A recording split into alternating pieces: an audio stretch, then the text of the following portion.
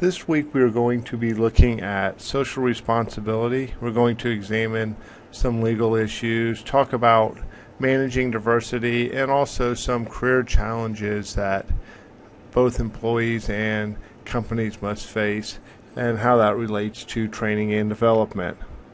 From a social responsibility level, it's important to think about training and development and how we can better prepare society and those individuals to be successful in the workplace and have jobs.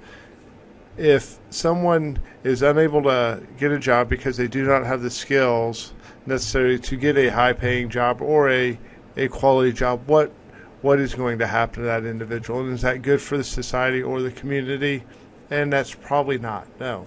So when we think about training partners, it's important for companies, schools, and the community to work together to develop programs that can benefit those individuals within that community. There's been a long time debate over whether or not everyone should go to college. As you all know, obviously you are in college and you also went to high school. In high school, there's always been this big push. We have to send our students to college. That's the goal, that's the purpose, that's what we're somewhat assessed on. Well, we also need people that don't want to go to college and that want to go out and learn a trade or a skill. There's been talk about there is a lack of these skilled individuals such as plumbers, carpenters, those type of people, because schools are portraying not going to college as a failure, when in fact there are a lot of high quality, high paying jobs available to people that want to learn a trade. And it's important for companies in the community to work with those schools, those community colleges, to provide that training. And ideally, as you see in the community, such as here at Emporia, there are several options at Flint Hills that students can take to learn a trade where they can go out and get a job. The question always goes back to, how do you get a job if you have no skills? Well, for you guys coming out of high school, your way of getting skills was going to college. Well, what about people that can't go to college? And that's where these training partnerships come into, and that's where these companies can work with the community to develop programs to train these employees. And in doing so, not only does it get those individuals jobs, but it helps out the community and provides a need to those individuals and to the community. I believe this is often an overlooked area within training and development. I can think back to my days of waiting tables, and whenever I'd started a new company, the first day of training, I would just go in and watch different videos. And the quality wasn't great, and whether or not I remembered it didn't really matter to them, I suppose. What they were worried about is that legally they were covering themselves by showing these different videos. There are certain legal issues that need to be addressed when we're looking at training and development. I'm sure we've all been hired somewhere, started a job, and thought, wait a second, we really didn't receive the proper training on how to actually perform this task, work on this piece of machinery or whatever that may be. And in those situations, that company would be liable. So ideally, they provide a training program that addresses those needs. They also talk about, with legal issues, what happens if you get injured during that training program or outside of that training program, because more than likely when you're involved in a training program, there are others involved, and accidents can happen. As you're learning a new skill, a new technology, there is that chance that something could happen. So companies need to think about all of these factors as when they are developing their training and development program, and ensure that they are addressing all the needs, thinking about all the different individuals who work for them, including women, minorities, older Americans, and we'll talk a little bit more about that later, but how we address each of those different diverse areas in our workforce. We have to make sure that there is equal treatment in this training program, and how do we ensure that that training program is effective and accomplishes the goals that we set out to do in that training program. And this can be more difficult than we might think. As we've gone through this semester and talked about developing our own training program, here are some more considerations that we need to consider. It's great we have a great training program, but does it address these legal issues? And if something happened in that training session, if somebody was offended by what was said, did we ensure that we met the diverse workforce that we were trying to train? All these considerations need to be looked over with a fine-tooth comb before we actually deliver that training and development program. This leads us into the topic of managing diversity. Going back to my training at my different restaurants, without a doubt, there's always a video on diversity. And this constituted training for them, I suppose. But with diversity training, the whole idea is to eliminate those different stereotypes and practices that do not address diversity within the workplace. Almost any work environment you're going to go into is going to be diverse. And hopefully you receive training on what is acceptable, what is not acceptable. Obviously, hopefully you understand most of that anyways, but it's important to provide that training so that if something happens, you can't go back to the company and say, wait a second, you never told me that wasn't allowed here. So when we think about managing diversity, we want to create an environment that all employees feel like they can contribute to the organization and their own personal growth. We want individuals that come into walk into the door, feel like they have an opportunity to succeed and to pursue their dreams in that organization. From a management perspective, it is important to think about diversity. And when we do so, it starts at the top, and management has to make a case for diversity. It has to be important for them to promote diversity and create an environment where everybody feels welcomed. That starts with the recruitment and hiring and thinking about how can we ensure that we get a diverse workforce. In higher education, for the past few years, there's definitely been a push to add more minorities and women, to the point now where on most applications you will see a line that states something along the lines of minorities and women are highly encouraged to apply. And their whole point is to get more diversity on college campuses. It's also important to identify and develop your talent, and in doing so ensure that all employees have the same opportunity and access to the different programs to ensure that everybody has that same opportunity to develop their own talent. It's also important to have employee support, where we think about the different needs of the employees and their holidays, their issues, and how we can address those issues to make them feel comfortable and supported. We also need to ensure that we treat everybody fairly. This goes back to that idea of diversity training to make sure we all understand what is appropriate and what is inappropriate. A lot of what was acceptable 20, 30 years ago would no longer be acceptable in the workplace. We need to hold managers accountable, make sure that they are addressing or meeting diversity goals. Then finally, improving relations with external stakeholders and making sure that we are marketing to diverse communities, that we are providing services to those individuals. You see a lot of companies now that provide communications in both English and Spanish is one way that they're trying to work with a more diverse population.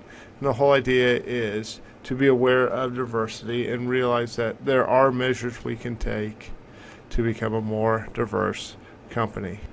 Companies do have options as far as ensuring that they have a diverse workplace that is open to all. One of the things they need to make sure their employees are aware of their different biases and how that impacts who they are and how they interact with other people. Everybody has their own bias, but being aware of that I think is beneficial, and then you can work towards changing that. Having the opportunity to interact with different individuals from different backgrounds from yours, a lot of times will break down a lot of those walls and make people realize we are all the same and that we can work together. This is also a big issue in education, where imagine for teachers when they go into the classroom, they have their own bias and how that can impact teaching. It's also important to think about how we can make sure that everybody feels welcomed and everybody feels like they are part of the community. I think here Emporia State, they try to do that. They have so many different cultural events, and the whole idea is to bring people together and let them experience different cultures. For as long as I can remember, there's been this idea that there's a glass ceiling in which women and minorities just can't break through to top management positions. So does it exist? Absolutely, especially if you look at the data from the book. Without a doubt, women and minorities have a more difficult time getting to those top management positions. Also, women and minorities probably aren't going to be paid at the same rate as their male counterparts. Fortunately, I think steps are being taken to close that gap and make it less of an issue, but it's still an issue that companies need to think about from a training and development perspective and train their employees to realize that yes, this does exist, but there are methods that we can do to address these issues. If you will be working overseas at some point in your career, if you are interested in that, hopefully your company will provide training on that. And hopefully that training will extend to your family as well, so that you and your family are aware of what to expect in this new environment. There are a few different phases in that. You have your pre-departure, your on-site, and your repatriation once you come back. So when you think about it and you're thinking about going overseas, there are certain training that needs to be done before you get there. You need to think, if you do not know the language, you need to be prepped on what to expect. You also need to be aware of the different cultures and what type of environment that you are walking into. You also need to, your family needs to be provided training on where they should live, what type of environment are they walking into. So once you're actually on site, then you need to think about the customs and the cultures, and how does that change in depending on your workplace. Hopefully you guys have taken an international business course and realize that the cultures and norms vary from country to country, and that you need to be aware of those before you get there and know how to act in that environment. Then finally, when you're coming back, you need to think about that experience of coming back home and the stress that could be caused by doing that. So it's important to receive training at each one of these stops in order to ensure that you are successful once you are in that position. That success includes being competent in your area of expertise. Obviously, if you're going overseas to work, there's a reason for that. You have a certain skill that the company deems beneficial. You need to be able to communicate both verbally and non-verbally with the host country. I talked a little bit about this in my leadership communications course, the idea that when you go to another country, you need to not only be able to speak their language, but also understand their nonverbal cues and what does that actually mean. You have to be flexible and realize that the norms in America may not be in another country, and be able to adjust to that. You need to be motivated because it is going to be a challenging environment. Not only do you have your work to focus on, but also you have to worry about your environment, your new cultures and norms that you are going to be facing. And then finally, the company has to support your family and provide opportunities for them to feel comfortable, because if they are not comfortable, it will lead to you not being comfortable. And if your family is unhappy, they're going to want to leave and go back home. And if they want to do that, it's going to make it more stressful for you. So companies are wise to support the families of their employees and make sure that they are comfortable in their new environment.